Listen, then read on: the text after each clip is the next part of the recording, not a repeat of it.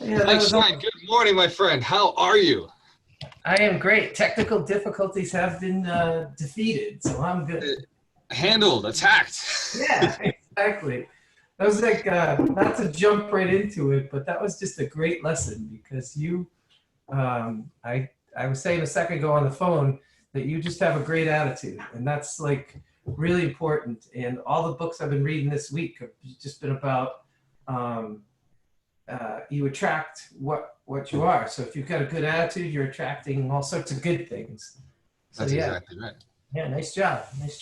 So Thanks, man. Yeah, Mike, it was definitely an interesting morning. So our guest is just a phenomenal person. I've known Brendan for, I'd say, maybe 2 years now. And first time I met him was just, I was sitting at a cigar bar in Providence, and his brother actually came over to me. We started having a great conversation. And before you know it, I realized like he's in real estate and he's not like a small fish. This guy is a big fish, right? And yeah, we're talking, and he asked me the same thing. He says, "What do you do?" And I was like, "Oh, I'm in real estate." He's like, "Oh, me too." I was like, "Oh, what do you do?" And he says, "Oh, a little bit of everything." And as soon as he said that, I was like, "Oh, this guy is he's in the business, right? Like he does a little bit of everything." yeah. And so I told him, I was like, "Oh, I say the same thing too." I was like, "So what is what is your favorite thing that you do?" And his brother Colin tells me, he says, "Oh, I own property." I was like, "Oh, dude, like I own property too. That's my favorite thing." Like, Yeah. and I asked him, I was like, "How many units do you have?" And he's like, "Oh, not a lot." I was like, "No, but I know either way, whether you have more than me or less, I'm not going to judge you." He says, Yeah. "Oh, we have 1,000 units." And I was I like, am going to judge you. I'm not judging you. I'm judging me right now. Right, right. And I think I had 42 units at the time, and what was cool is Colin was so cool about it. He was just like, "Hey, that's really good. For your age, what you're doing is like, at your age, I didn't have 42. So, like what you're doing, like awesome." And, but I remember him being just so genuine, so honest. He said, "Hey, if you ever want to come down and take a look at our operation, shoot me a text. Here's my number." And obviously, I jumped right on that. I was like, "Hey, Colin, what are you doing Monday?" Like, I will walk in and walk out. Like, I want 5 minutes. I just want to see what it looks like to run Yeah, something like this. that's And awesome. he totally sat down with me for an hour. Like, I went to his office. We sat down. He talked about the big projects he was doing, and like I had no idea how I could possibly help him. Right. And like my goal is always I meet a big investor, I want to help. I want to help. Like, what can I give so that like we'll hang out more? Yeah. And I had absolutely nothing. I was like, I don't know how I can serve this guy. That's awesome. I like your attitude though. Yeah.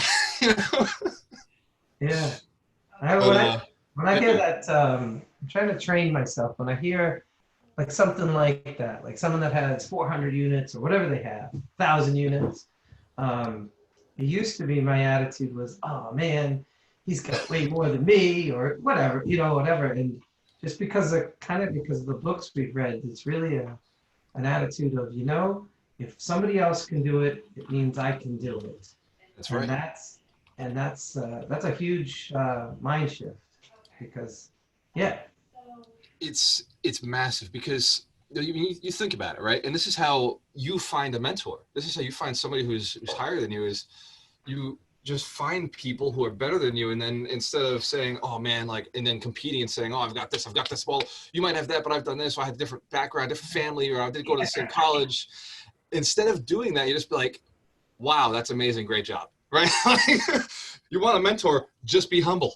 as Like, just opposed, as opposed to being a hater. yeah, don't be so defensive. Like, just like what you found in life, right? Like, you just admire successful people, and successful people admire you. They want you around Yeah, you don't really think about it. You're just sort of attracted to it. It's awesome. because you're open to it, right? You care about people now. And same with me. I've changed. I'm not the same person I was when I was younger. That's the key that you've changed because, like I said, there'd be sometimes you'd be like, "Oh, look at that car," and his dad probably gave him that or something. It's so easy. I mean, it's so easy, and I don't want to put this into anyone's head, right? But it's so easy to fall back into it. So it's like you have to put the work in up front so that when the situation does happen, like your mind doesn't fall into this negative trap. It has a new path to fall into. But Yeah, if you try to wait for the moment and think it, you're in trouble. that video What were you that gonna I say? sent you last night with Ed Milet Oh, and Gary Vee, that was, you could see that oh, Gary Vee was kind of struggling with the fact that people think that he just got his dad's wine business. right, But if you're not a hater, right. because I actually spoke to someone afterwards and they said that they didn't like him, but I was sitting there saying, well, wait a second, you got to give this guy some credit.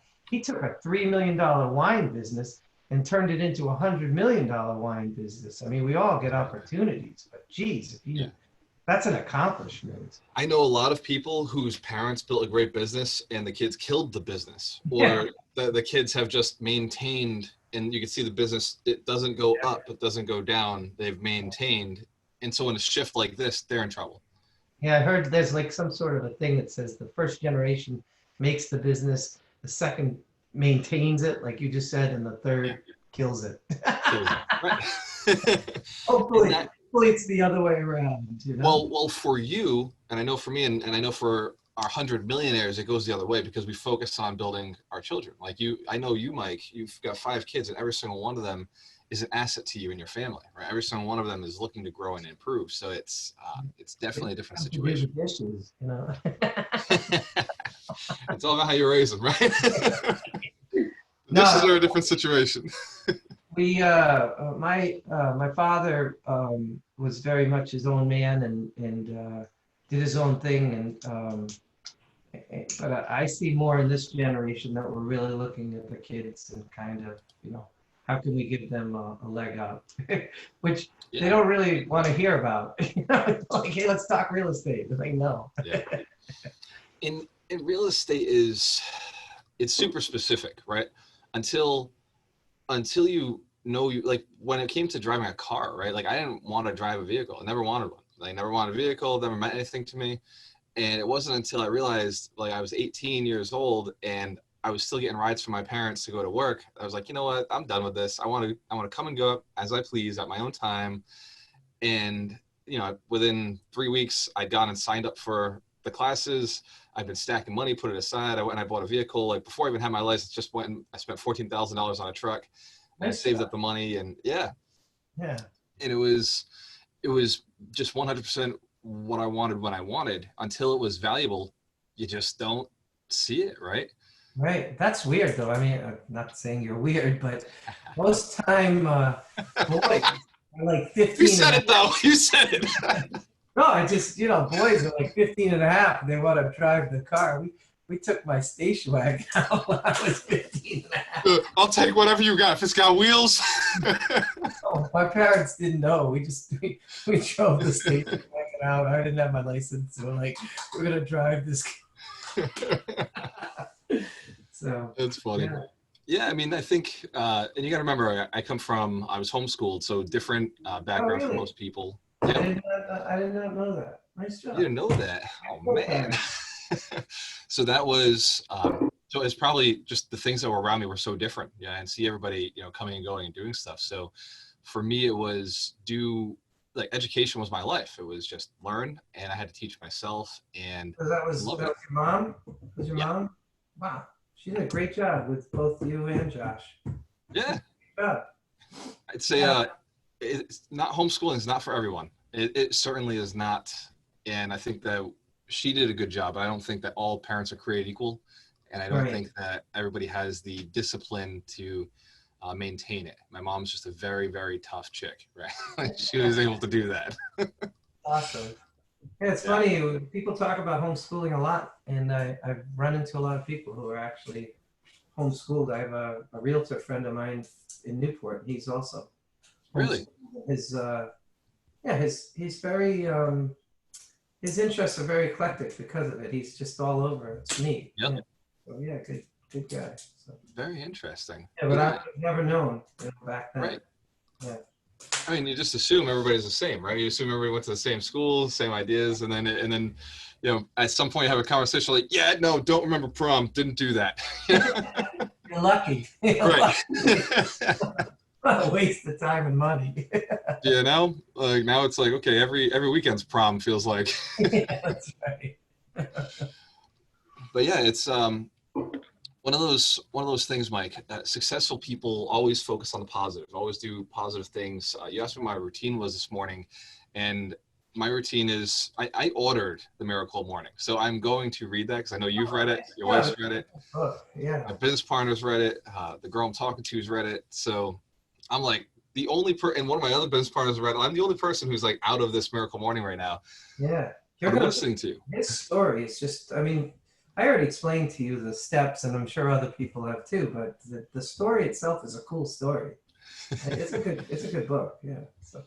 So I'm working on it, but I've heard like about the 7-minute workout, right?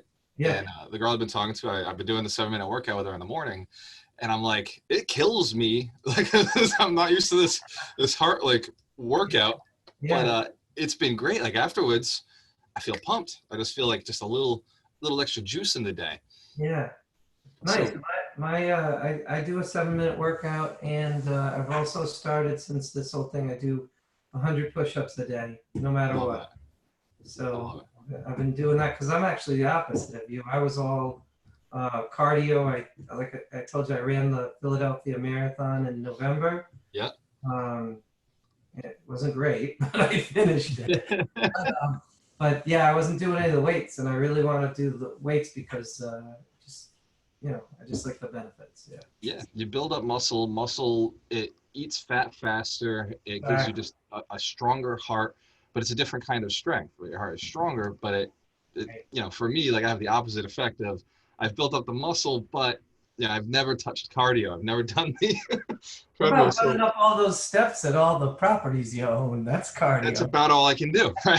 I get one flight and I get to the top and I'm like, woo! Exactly. You ever notice, if you've ever been down to the condos with us, I stop at the 2nd floor and I walk it. We don't go straight to the 5th. I will, just for people who are watching, I will recommend, there's a kid out there, he's completely ripped. His name is Chris Harrier. You can watch his videos on YouTube, and Brendan and I have been doing those, and you can stack it. So if you do one 7-minute and then you do another, and he has some for chest, but it's all plyometric, so it's all with your own body weights. No need for like dumbbells and things like that. So nice. All right, so Brendan will Brendan will be on a little bit. So at some point he'll just pop in. Yeah. Mike, I'm gonna make you a co-host on this meetup, just in case you see Brendan and I don't. So pull him into the group. Cool.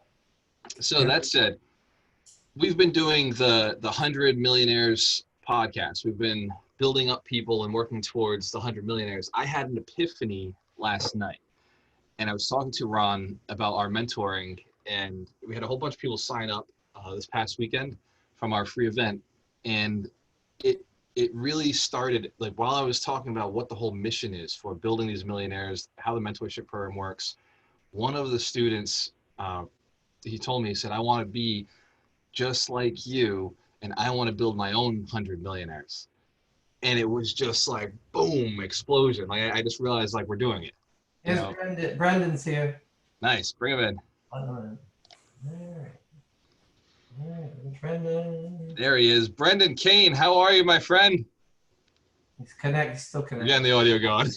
It's like me. There he is. I can see he's in the office too. There you go. What's going on, buddy? Good morning, Brent. How are you, brother? Good morning, Jay. What are you doing, man? Another day in paradise. We're learning from the best. We're about to learn from the greatest. Hi, Brendan. Mike Schein. Nice to meet Brendan, you. Hey, this is Mike, Mike how are you? Schein. He's an attorney out of Rhode Island. He and I have been working on this podcast for the last couple of weeks, just interviewing really intelligent people who've done bigger things than us, who have better beards than we do. It's getting grayer by the minute, by the way. I'm catching up. So, Brendan, I see you're in the office. You guys are still working? You're still showing up to work? We are. So we are still considered essential, which is rare. I've never thought of myself as essential, but yeah. So we're down. Colin's company G is all working remotely. So on the project management side and the kind of owner's project management, they're working remotely. Colin and Jordan coming in. Then on the property management side, we've got most of our F&A staff are here collecting, paying bills, collecting rents, running financials, budgets, P&Ls, et cetera. And then we've got limited staff on the property management side, but our techs are running around kind of solving building issues and making sure commercial buildings have the ability to come back and open and run efficiently when they do come back. And residential, they're home more, so there's more there's more need, right? Because they're calling more. They're not not at work all day. They're sitting in their apartments or houses. So we've been very busy. So on the operational business, it's been exceptional. It's been really good. Very good, man. So Yeah. I was telling Mike a little while ago, actually probably 3 or 4 months ago, we started doing this mastermind, working on building a big portfolio and becoming more successful investors. And we were talking about, who do I know who's extremely successful? I told him right away, I was like, Brendan and Colin, these guys have built a massive machine. They're not only do they have a lot of units, they're helping a lot of people. You guys you've not just one time received, you've received multiple times best employer in the state of Rhode Island. Is that? So fastest growing, best employer in Rhode Island. So again, culturally, I think we built, kind of very similar to your positive attitude, G, is, create a very kind of employee-centric business, right? Where we care as much for them as we hope they care as much for us, and which translates down to clients, right? So I learned that from Enterprise Rent-A-Car, working there for a long time, that 50% employees, 50% clients and networks, and that's the model we've used, and it seems to be very effective in keeping people motivated, excited to come to work. And even during this, which I'm so proud, I mean, they're coming in every day, more efficient because not a lot of phone calls coming in, but they're just frontline folks. And heroes. I said to them the other day, I said heroes are look at frontline people in terms of nurses and doctors, and I said they get all the press. I said, but being a hero is not. It's not in the headlines. It's in your heart, right? And these guys are heroes every day, coming in doing their job. So it's been exciting to watch. Wow, that's amazing. Yeah. I said the same thing to my property manager. I sent her a really heartfelt email, and I told her, I was like, look, I know what you guys are doing. She said, it's tough to collect rents right now. And I was like, Becky, like, you were doing an amazing job. You're on the front lines. You guys are on the front lines. We appreciate you so much. And you have that same mentality, Brendan. That's why you've been able to build so big. Yeah, it's been not without its sometimes the heart gets you in trouble too, right? We're giving employees cars for their wives and all that fun stuff. So we curtailed some of the moments of sadness from employees telling you sad, financial stories, you bailing them out, paying for divorces and stuff like that is not. We've stopped those behaviors, so we're not quite as warm and fuzzy as we once were. But those are just our lessons. It's balance, right? There's a book called Go Giver, and you guys are givers. You keep giving. Yeah, I think my office manager yells at me all the time. She's like, "Brent, you got to stop. It's ridiculous. You can't give people. You can't say everybody." I'm like, "I get it. We're trying." No way, don't stop. Exactly, Mike. I love it. It's brutal. Yeah. Mike, what firm are you with? I'm a partner. It's called Blake Cunningham in Crowchester. It's in the main office is in Pawtucket. Okay. And it's been there since 1926. Holy cow. Yeah, right downtown. And then I bought a building and opened up a second office in North Kingstown because that's where I live. Oh, very, very selfish. Nice job. My wife kept driving by this building and said, you should buy that building. Yeah, so I'm smart. I listen. Where are you in North Kingstown, Mike? Dave's Market in Wickford? Yeah, very much so, yeah. It's the little house right next to Dave's. Oh, very good. My brother's in Wickford Point. Oh, yeah. Yeah. Kind of going further down or south, more south of you guys. But yeah, that's awesome. Very cool. Yeah, so we do some closings in Pawtucket because the firm has a big following in the Blackstone area. And then I have stuff down South County this way in Newport, so it works out really well. Mostly residential stuff, Mike? Is that residential and commercial? Okay. Yeah, we do I would say 90% residential, but we do some commercial deals as well. Yeah, very cool. That's great. And how'd you hook up with G? Yeah. You hook up my mom Walter there. I went to a real estate investors meeting and Walter stood up and was talking about some program, and I said, first I was like, I don't like this guy. He's like a Portuguese Tony Robbins. It's weird. I love it. Yeah, just a great guy, and we have very similar, like you were saying, real positive attitudes. That's really important. And, yeah, if I see this again in another ad, if another Facebook post, I'm gonna drop it in my mouth. Like, what is what's wrong with this guy? Why is he smiling all the time? What's really? It's not all that good. Life is that good, man. You know what? Because I attract people like you guys. That makes my life so amazing. It really Yeah, does. it's awesome. It's awesome. It is. It's addictive, Jay. Right? I mean, it really is. I think it's the, it feeds on itself. Right? You surround yourself with people that are up and motivated and excited to do stuff, even in shitty times, right? Because we're looking at all the real estate we own. People are not paying rents. You heard it. Becky, your manager, heard it, right? And that's residential. That was April. We'll see a bigger erosion in May. The retail people aren't paying. The commercial people aren't paying. Right. So now you're in the business of restructuring debt, and you're in conversation with bankers, and even those guys. So I think when you look at people you surround yourself with, it goes to our bankers. These bankers are our friends, guys that we smoke cigars with. It's a different conversation than dealing with some guy in a great queue from B of A in Kansas who's yelling at you for being upside down in your debt, right? These guys want to work it out. They want to be your partner. They want to help you through how to get, how to navigate whatever this is. And it's the whole world. So it's not just us. But you surround yourself with good actors, and, good outcomes happen, right? Absolutely. I was just talking to, Dave Hebert, a good friend of mine. Yeah. And I was talking to him yesterday. He told me he was able to restructure debt with his bank. It's, again, great relationship.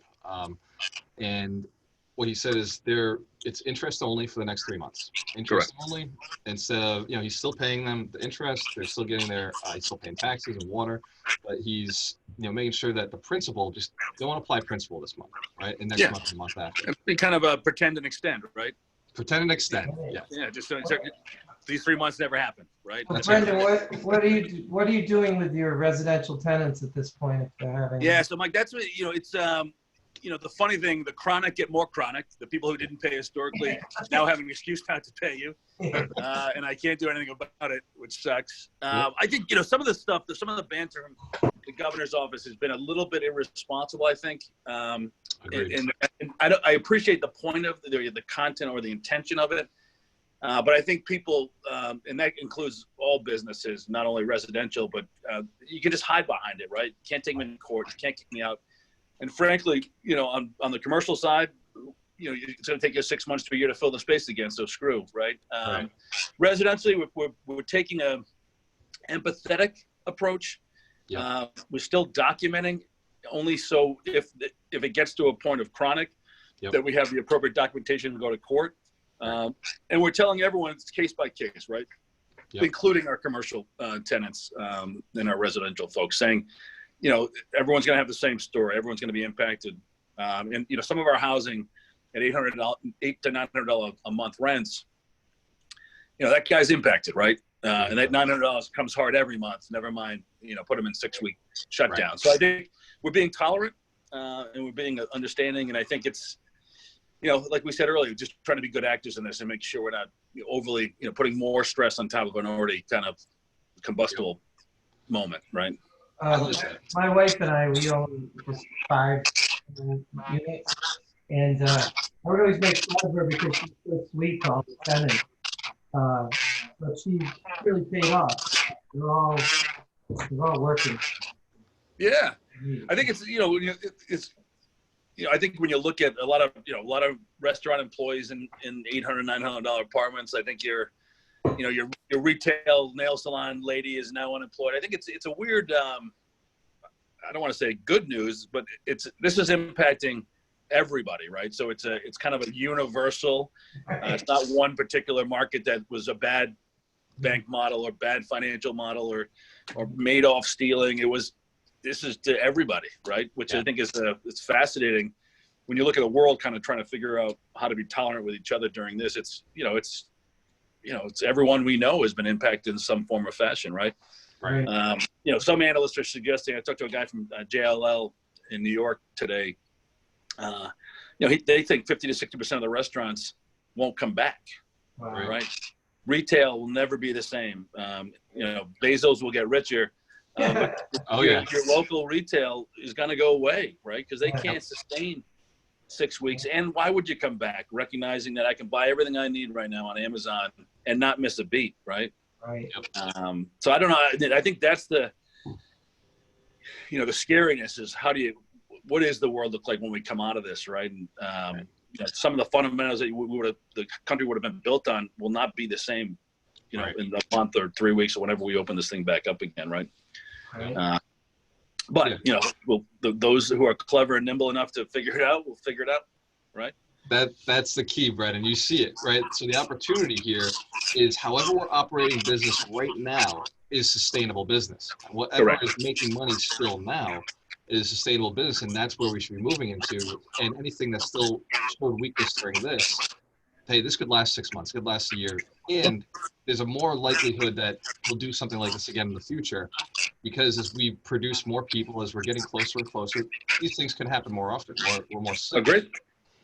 So I think the lesson, you hope, I think the scary thing is, they pulled the trigger and shut it down, right? Not really kind of understanding the long-term trickle impact of this.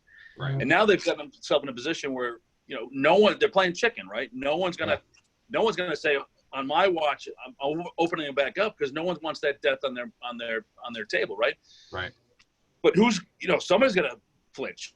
Right. And I think when you look at the economy, especially now as it gets warmer, I mean, I think people are going to stop pushing against that machine and say, listen, whoa, right now when it was 40 degrees, it's fine. I'll stay inside. But when it's 70 degrees, and you're telling me I can't go to the park or the beach or the boat or people are going to start wanting their lives back. And I think that's where, the balance between, again, I don't want to be the one making this decision either, but the balance between the collateral damage of opening the place back up. We can't do this. We're not a 9-month economy. We can't do this every year with a new virus. There's always a new virus, right? Right. You can't just keep doing it. Right. There'll be nothing left, And what they've done with landlords stopping us from being able to do our evictions, like that element, I believe they're breaking part of the natural system, right? If you end up in a situation where you don't want to pay rent, the natural law is you move in with somebody else. You create a vacancy and we fill the vacancy. Now they're stopping the natural law. Oh, sorry. So basically, natural law is if you can't pay rent, you move in with somebody else. You consolidate because your finances dried up. You consolidate and you learn a new skill and you go back to work. What they've done is said, well, landlords, you're not allowed to do that piece, and it leaves us into an opening where we're missing some of our tools. I think he's. I think Brent's frozen. Yeah. Right. So to Brendan's point, it creates a lot of missed opportunity for us as landlords. Hopefully he's popping back. I got you back. You froze for a while. There you are. Sorry, brother. I'm back. So it creates a. Apparently, I missed a giant moment. No, Walter just kept talking. It was perfect. I know he did. All I saw was a frozen face. I'm like, oh my god. I saw you like this. So it creates an unnatural moment where the normal system is such that if somebody doesn't pay, a vacancy is created and they move into somebody else's house, right? They consolidate, they shift, they learn a new skill, and then they go back to work, and then they expand back again. And we've stopped that. So now we have people who should be learning a new skill, but they're not feeling the pain enough to go do it because the service industries may not come back, and they're thinking they're going to be back next week, but they're not going to be. There's a very good chance months from now. Correct. Yeah, and I think a lot, I heard this today as well. Sadly, I mean, people are jumping off saying, I'm going to not work. I'm going to get the $600 a bump, right? But that breaks a cycle of work behavior as well, right? Right. You're creating another kind of, another class of person who wants to be on the dole, like in Europe, right? That wants that likes it. It's better, right? Right. Plus, so I think those are all. Go ahead, Mike, please. Plus, I don't know how I'm going to get my kids back to school. Well, my wife's a teacher, Mike, and so Mass shut them down through June or to the end of the year. Oh, wow. But that's not normal. There's going to be a whole group of people, a whole class, a generation of people that would have missed or 6 months behind in their education. And at 5, 6, 7 years old, that's a problem, right? Yep. how do they catch up? Like, Right. if you ever do, right? Right. I think that's where it gets insane. Like, I don't know how you put that back or get ahead of it. You know, Right. we're losing next summer to get the kids caught up, or somebody's thinking about this at a higher level than I am, obviously. I hope so. You're right. That's a whole. Me too, Mike. Me too. Yeah, there's going to be a trickle effect from this. You're absolutely right. That's the tail is huge. Especially kids. A lot of kids now on IEPs and some kind of ADHD or some issue, right? And that the kid never gets. He's not going to sit in front of a computer, right? Unless he's playing Fortnite. It's over. That's my son. Yep. But I think that's where I think those are consequences that you're never going to have a 5-year-old social distance. He doesn't understand the concept, right? So how do you not just let it go? Really, that herd immunity, right? How do you not say, I get it. There's going to be scary times, right? 2 weeks, maybe 3 weeks stretch, 6 weeks. Holy shit, right? That's a new world.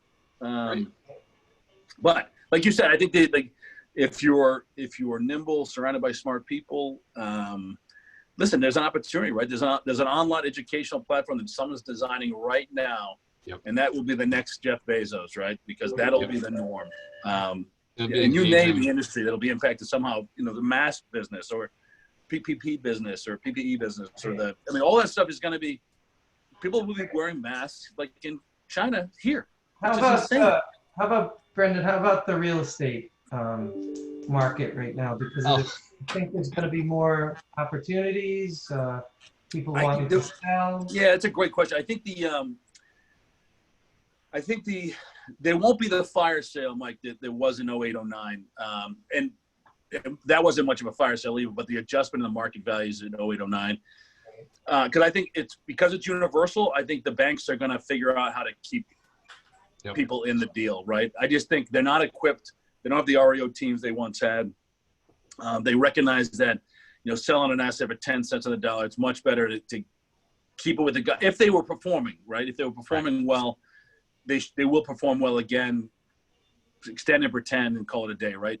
Yep. So I don't know if, I think there'll be the bad actors, meaning the folks that had either poor banking relationships or the deals were marginal already. Yep. I think those will find their way to the surface. I think there'll be a lot of businesses that are attached to real estate that'll go out of business. Manufacturers will go out. So I think there will be some impact to the positive in terms of what's coming on the market.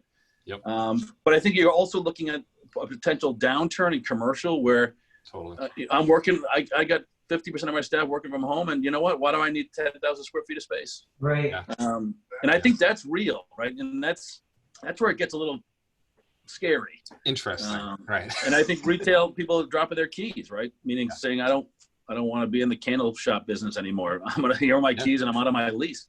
I've already seen that. I saw a friend of mine who just said, "We're done. We're doing it from home." We've been. Go ahead, Brendan. We own Wickford Junction, Mike, down in North Kingstown, 10 Rod Road. Yeah. I mean, Petco and Staples. Staples, no notice, just didn't pay. That's national. Wow. National. We've got, I think one Petco went down to 25%, or they were paying 75%, dropped 25% on a letter saying, hey, this is what we're doing. Good luck. Yeah. The Tony's restaurant closed or, can't open. All the other retail can't open. So in effect, we've got almost zero rent coming into an asset that, 30 days ago was doing well, stabilized and making money, right? Right. Probably one of your gems, right? Those big commercial tenants, they're consistent. Yeah.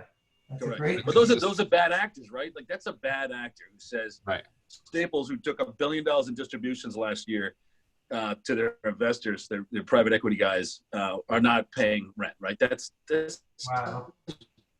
Poor. Shitty. But I think that's the reality. I think it's so I think those impacts on the real estate market will find their way to the surface sooner than later. We're already a very delicate commercial market anyway. Right. It's not, it's not a robust market. People, they trade for $1 rent from 5,000 feet here to 5,000 feet there. Yeah. So not a lot of new stuff. Right. But listen, I hope it doesn't, because we have all those assets that would be impacted. Right. Yeah. Well, I'm hoping I'm wrong. I like what you said about it. You call it a delicate commercial market. I've always said commercial sucks down here on the South Coast. Yeah. But you found a way to do it, and you're right. It's because you're delicate with it. You're paying attention. You're building the right relationships, and you're able to make it work. And there's a skill to that, right? And you're one of the few people who does it very well. To your point, G, right? I think it's the it's the fundamentals of real estate is math, right? It's my brother does it very well. So you got to make sure you're buying opportunities that paper, right? That are tested by the bank standards. And you don't see a lot of cowboy investors. I mean, some of the stuff we're selling, G, right? The stuff we're selling. Oh yeah. I mean, they worked at $50,000 a door, right? Right. People are buying them at $65,000 and $70,000, and you're like, I don't get it. Now you can do it as a hobby and not pay a management fee and take out the little shekels that come out the back and say we made money. Right. But that's not real estate investing, right? That's you think you are, but you're not, right? Exactly. So I think the fundamentals of all of our stuff, and you do the same thing. We're looking for things opportunistically, right? Mm-hmm. So unlike a REIT, unlike a fund where you're forced to kind of move fees or make fees on buying and selling regardless of returns, in some cases, most of our stuff has been, recognize exactly what it is, recognize exactly what the costs are, commit to investors certain returns on that, and then live to it from an asset management side, live to it, right? And if it doesn't work fundamentally, don't buy it. Right. Even though it looks sexy, looks shiny, if it doesn't work mathematically, I don't care if it's a 3-decker and 1 socket. If it doesn't work, it doesn't work, right?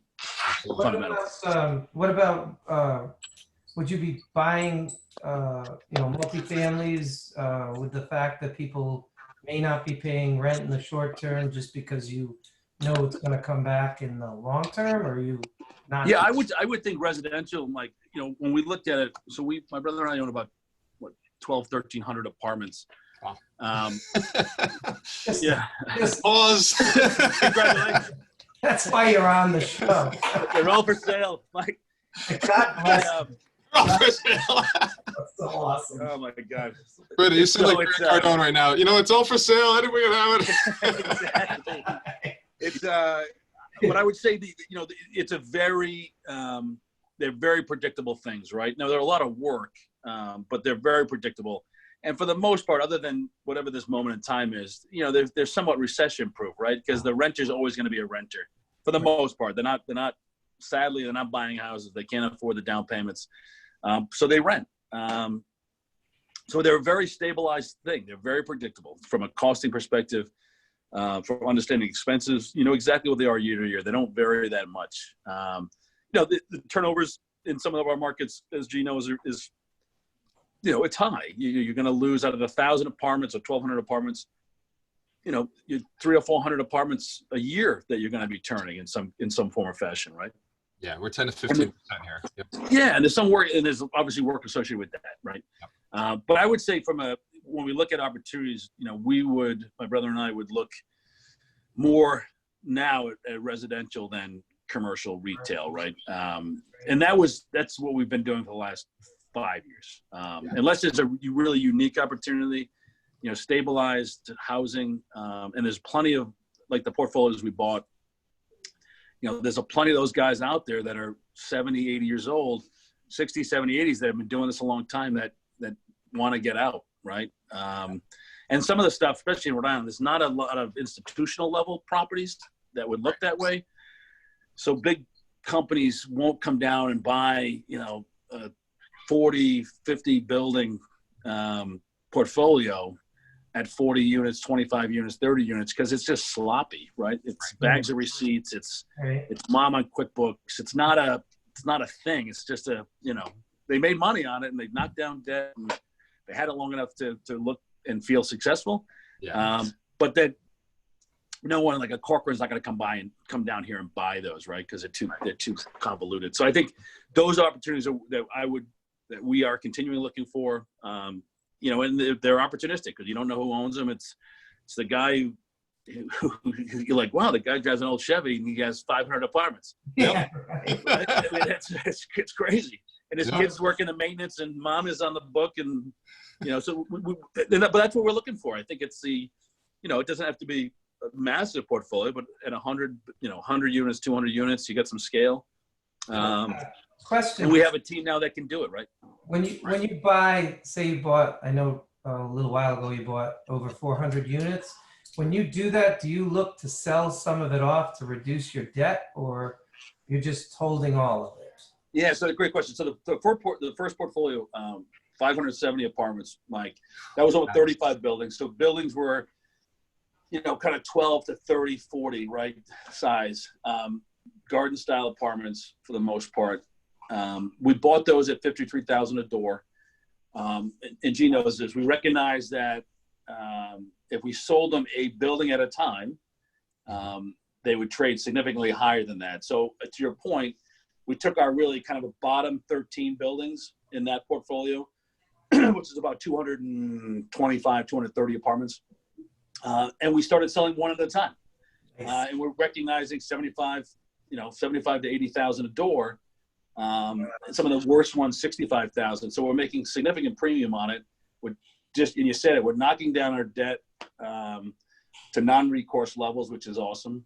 And the properties at 300 they actually perform significantly better, and we get our investors the same return with 300 as we did with 500, right?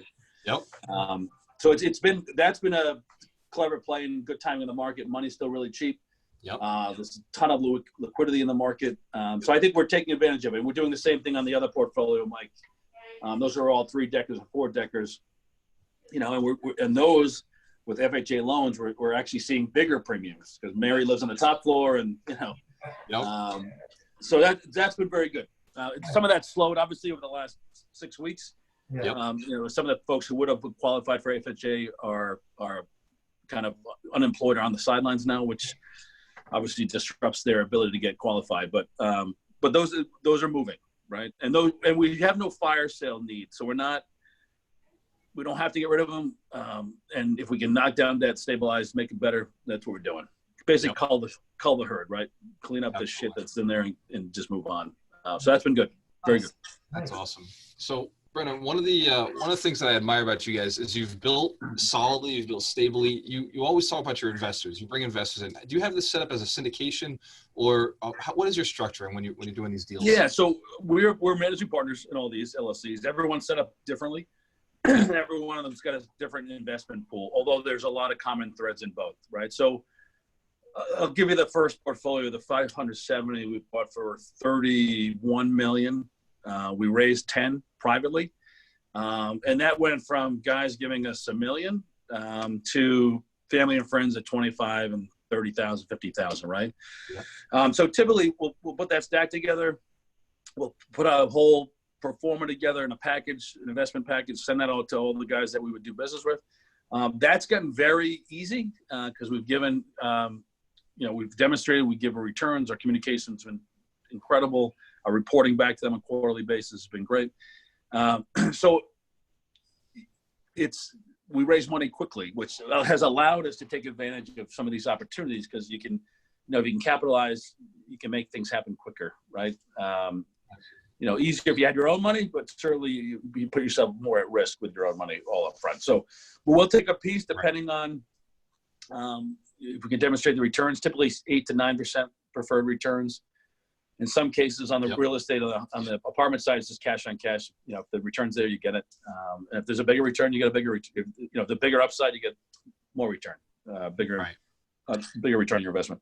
So I think, so then we'll, over 5 to 7 years, we'll refi. If anyone wants to jump out at that time and take their principal out, they have the opportunity to do that based on market values. Most stay in because they're like a printing press for money, right? You get your quarterly check, and it's a great place to clean money. It's awesome. Yeah, but I think the investor, as we've gotten more sophisticated, our investors have gotten more sophisticated, which is really good. It makes it really easy to put stacks of money together. Absolutely. And I live under the premise of building millionaires, right? So my goal is build millionaires, educate millionaires, and they go out and educate millionaires. And as we're all improving, we're doing bigger deals together, right? We're able to increase the capital putting towards things. And you're doing the same thing with your people. You're hanging out with them, you're giving them advice, they're giving you advice, everybody's working together. And as you're all leveling up, you're able to do bigger and better deals together. Yeah, I think, and that's why I think wealth makes wealth, right? Because you put yourself in circles, and you said it, the kind of collective intelligence, like a mastermind group. I mean, those aren't new ideas. They've been around a long time. Right. But smart people and who are willing to be vulnerable and open and share. I think that's where some of the breakdown of most are, especially in that Millionaire Club set, is they don't want to share, right? I did it. I proved this is what I do, right? So when you look at the best leaders I know are the ones that are willing to be vulnerable and say, I don't have the answer, right? We don't have to have the answers. We have to have the people that have the answers, right? And then be able to receive the information openly and without pride of authorship, right? I think it's important that the person get the credit for delivering the information and sharing the upside potential of that information, right? So I think that's where I think we all win. Yeah, Brendan, I absolutely love every time I get a chance to talk to you or Colin, I learn something new. I mean, I just get a little insight into your mentality. You've been working on this positive mentality for a very long time, and you've seen the success of it, and it's obviously helped you move more in that direction. But I just got to say, like, your mentality being out there, being able to communicate with you, being able to share that, it's helped me improve my business, improve my relationships. And I'm hoping that, by sharing this with my followers, we're going to get the same thing spreading out a little bit more. So anytime that you're willing to jump on a call like this, it's a ton of value for us. And G, I honestly, vice versa. I think when you look at, you're addictive, buddy. You're like a Portuguese M&M, buddy. You can't just have one. You can't just have one.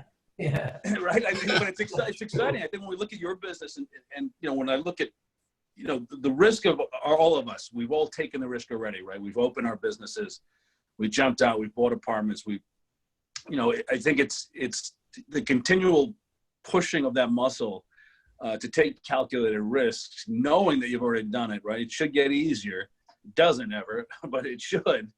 But continue to explore other options, right? I think it's stepping over the cliff over and over again, not just settling into some kind of routine behavior. And it would be easy for all of us to say, hey, I'm selling real estate and this is my great life and I don't need to do anything other than this. I have everything I need.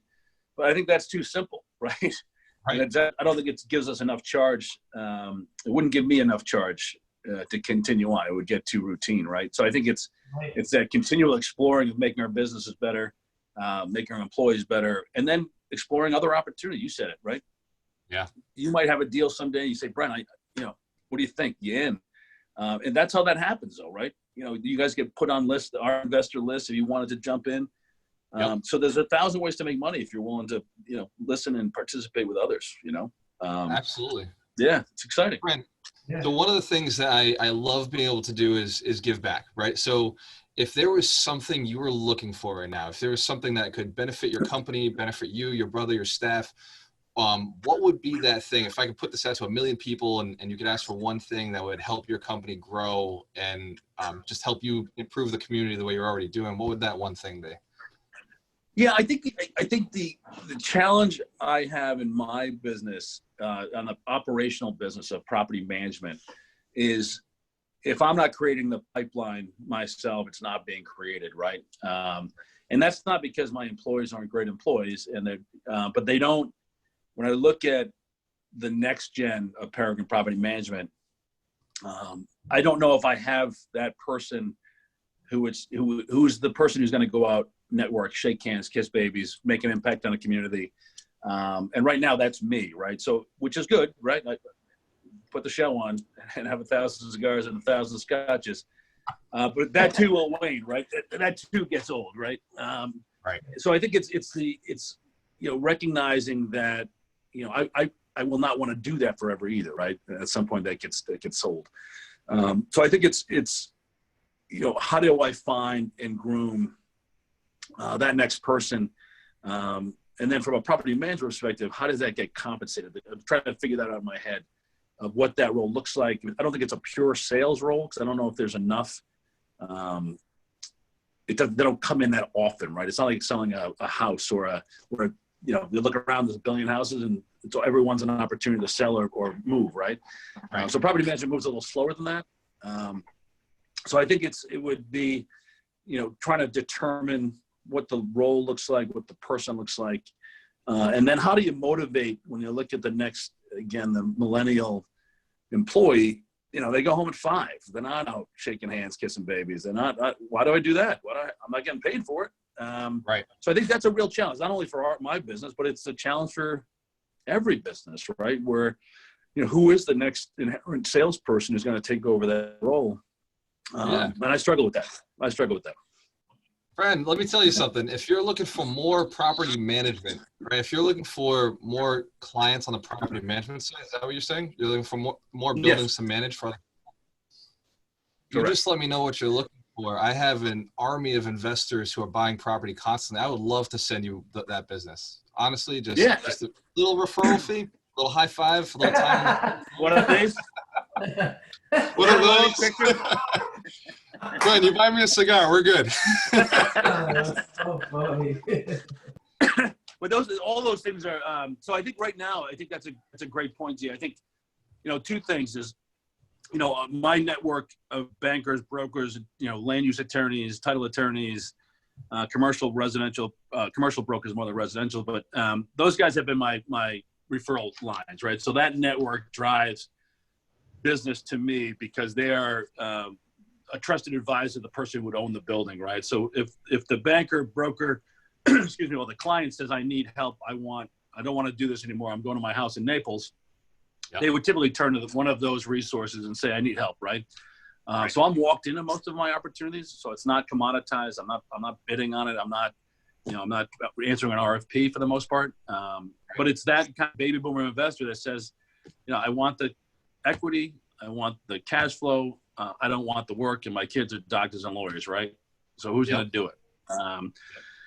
So we stepped into that giant void in this market successfully, and recognizing we're going to do the same thing in Worcester, another second-tier market where the CBREs and the Jones Langs, they fight over the one tower in each of these cities, and everything else is an opportunity, just like, G, from your side on the residential sales side, right? Yep. Everything's an opportunity. So I think it's really, for me, getting out in front of more people, although I'm done with the kind of Chamber of Commerce events and all that stuff. So I've got to do it very selectively, frankly. But yeah, that would be great, G. That would be awesome. I love that. So that's something it's gonna stew in my head a little bit, but that's something I can do. I can get you in front of Boston. I run the Boston RIA with Duncan Weirman, who he owns it, and I facilitate for him. And every month we have 70 to 100 investors who are coming in. Some of them are new, some of them are experienced. Sure. But if we can get I can get you to speak out there for a week, just give some free content. Hey, this is how you build a good portfolio. If you don't want to manage the way we manage, I'll do it. Yep. Love to. Yeah, that'd be great. And I think I've expressed this to you, G. So we're going to look at, a residential brokerage company. I told you I put my guy through. He got his broker's license finally. Nice. But I think he's young and he's hungry. He was a kind of a broken home kid who's bootstrapped it through LaSalle in college and got his license at 22. So he's working. So it's a giant expense, obviously, to outsource that piece. But I think it's an opportunity because I think just like you on some of the residential stuff, it's so fractured, the market in terms of what's out there, from Matouche to, they're all over the place, right? But I think there's enough there to keep a business going. But I think from your side, I'd love to figure out what this looks like from a compensation side, but love to have you somehow get in front of this kid and help kind of coach. Both through the business of, I think he knows how to go out and find and hunt. I think it's more the management and adult behaviors required to run a business, right? And how to keep people excited, how to attract and how to bring on agents, but all those things you've done, right? And I think that's the kind of stuff I'd like to kind of. I don't know that business as well as you do. You're in it and you motivate it and you lead it. So I think it'd be nice to see if you could drop some of that pearl on the young man running this part of the business for us. I think it'd be very beneficial to us selfishly. Brent, I've been looking for a new place to hang my license. To be perfectly honest, looking for somebody who's more brokerage / investor mindseted. And I actually had Ron going and getting his license, my business partner getting his license so we can become a brokerage. But I would really like to have the conversation with you because you're somebody I already respect. I like what you do. And I would love to put my machine behind what you're doing. So yeah, I think that would be, I think we could, I mean, really, I think there's a scalable model here that can make us a lot of money. Yeah. And have it be, I think culturally, have it be, have it be a place that, I think there's a lot of factories, the Remax model, and I think there's a chance to reshape the model and create an environment that allows people to really grow and nurture them. I want young, sharp, bright, hungry, Mrs. Smith at 72 selling houses still and putting balloons and cookies out. I think there's a better way to do this, right? So I'd love to have that discussion with you. That would be huge. And this is, this 6 weeks kind of put us back, but we're starting in the process of creating websites and trademarking the name. And, I think, and ultimately, I think it transitions to, although this will hurt some of my broker friends, I think ultimately it will transition to a commercial business as well. I agree. So really have it be two lines. And I think there's no reason to believe we couldn't be the biggest and best in this market either, right? I absolutely can. Yep. So I'd love I'd love that conversation too. That'd be huge. That one I want to do. That's what you just said is exactly what me and my business partner are going towards. Multifamily. We want to specialize in multifamily, specialize in commercial, and just help the small investor become a huge investor and run it that way. And right now, we're selling that whole portfolio on Riskport too. So a jumping off point for this business is we've got $55 million worth of stuff to sell. Yes. Today, right? Right. So the platform is ripe for, but both creating a model that allows for everyone to participate in the success of the company, not just the owner. So yeah, that'd be incredible. I'd love to have that discussion. Awesome, Brendan. All right, Mike. What can you do for us now, Mike? What can you do for us, Schein? What do you got? I'll close all those deals. Number one, and number two, I have my broker's license, and my wife has her real estate license. So very cool. I'd love to participate in that.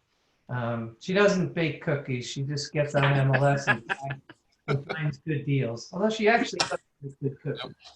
I like it. So Mike is he helps me with my mentoring program. So he coaches a lot of our students and real estate investors, real estate agents. So I can see our mission is we're constantly training investors to get their license, right? Telling wholesalers who are really great at finding sellers, finding listings to get their license. So this all ties in. Brendan, we're gonna I think to the point. I mean, you guys have contact with all the agents.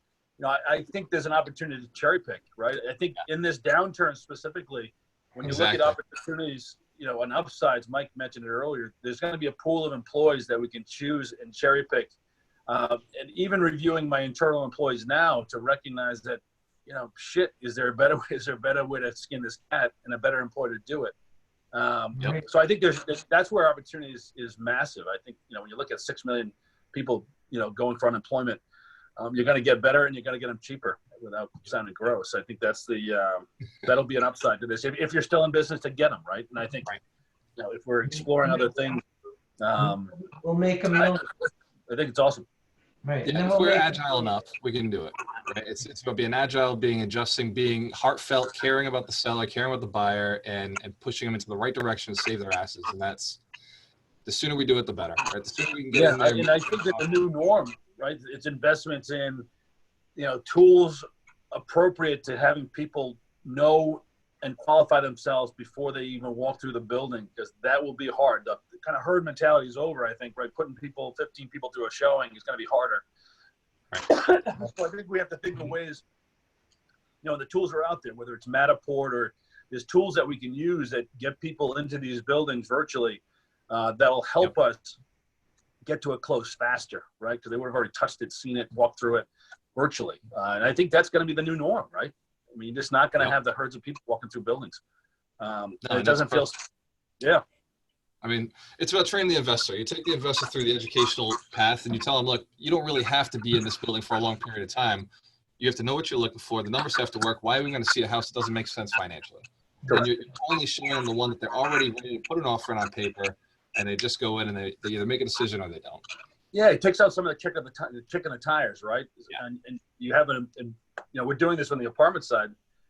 The qualification process of which some of you guys helped shape for us, the online, the DocuSign, all this stuff, filling out the email or filling out the stuff online first, allowing us to pre-qualify.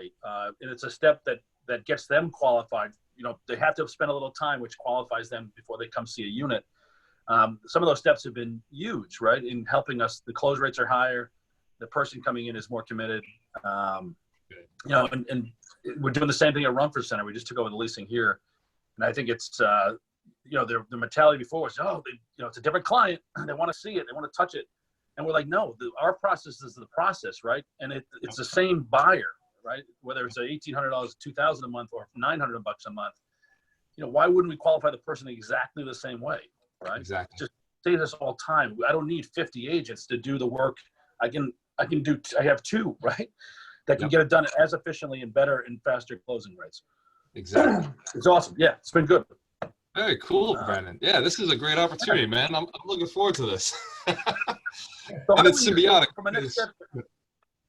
How do we move that discussion forward? Should we have a call next week? And I'll put, I have a call with my team next week to talk about where we are with the sales and leasing and all that stuff. But I'd love to include in my conversation with them that, listen, we might have some teammates that are willing to come in here and kick this thing in the teeth. So I'd like to follow up with a phone call after my call with those guys, if that makes sense to you, G. Absolutely. I am 100% full to this project. I will recruit, I will train, I will inspire. You won't see me in an appointment, but I will make sure that everybody's doing their appointments. Listen, that's how it works, by the way. I don't need to touch everything. I need you to help shape everything. I think that's the point, right? Yeah. So that's very, very good stuff. So why don't I do that, G? If you want to send me, I'll send you some times and dates next week. And Mike, love to have you on those discussions too, if you're interested. Oh yeah, very interested. I'd be honored to be a part of it. So yeah. Very good, Brendan. Yeah, I'm looking forward. I said it when I met you. I want to help you get very rich. If there's any way I can add value, I'm going to do it. And I just like you as a person. I love your business, love your brother. So I'm looking forward to it. So I'll reach out to you. I'll send some stuff out next week. All right. Hey, I got one final question, if I could. Where does the name come from? What's that, Peregrine? That's a great. You know what? I was my brother got the name in 2001, and to be honest with you, I haven't come up with a cool enough story yet to tell. He doesn't have a story either. And I started. They were very limited when I jumped on in 10. My brother's company was Peregrine Group, and limited exposure to the market. They were very small, doing owner's project management stuff, developing stuff on their own.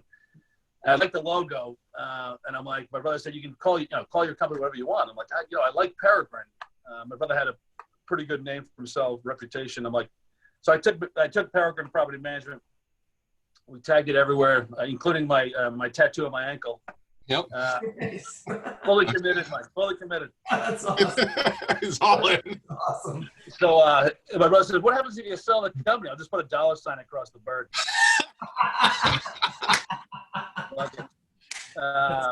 Yeah, so Peregrine, I have no, other than it's the fastest living mammal, I have no other cool story to tell you about where the name came from.